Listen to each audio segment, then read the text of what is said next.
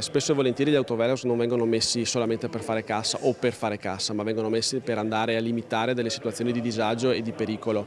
Anche noi come Fara avevamo guardato di posizionarne uno lungo il tratto provinciale che attraversa proprio il paese, però ci siamo bloccati proprio per questo impasse, per questo buco normativo per la quale insomma spero che il governo intervenga dando un'indicazione specifica e chiara in maniera definitiva, perché non si può continuare a vivere in questa situazione. Un'impasse normativa che Mario Conte, presidente di ANCI Veneto, continua a segnalare al governo come una criticità da risolvere quanto prima e che di fatto lascia i sindaci da soli a prendere decisioni autonome, come Paolo Frena, sindaco di Colle Santa Lucia, che ha riacceso il Velox sul Passo Giau. È fondamentale quanto prima risolvere l'annosa questione tra omologati e autorizzati.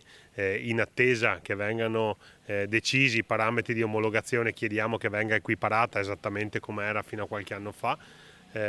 Omologazione e autorizzazione, questo consentirebbe ai comuni di poter utilizzare gli autovelox non per far cassa ma per proteggere le comunità. Treviso in particolare ha deciso di non spegnere i suoi apparecchi, anche rischiando i ricorsi. Per noi viene prima di tutto la sicurezza stradale e il Comune di Treviso si schiera apertamente dalla parte delle associazioni vittime della strada, tant'è che non abbiamo timore dei ricorsi.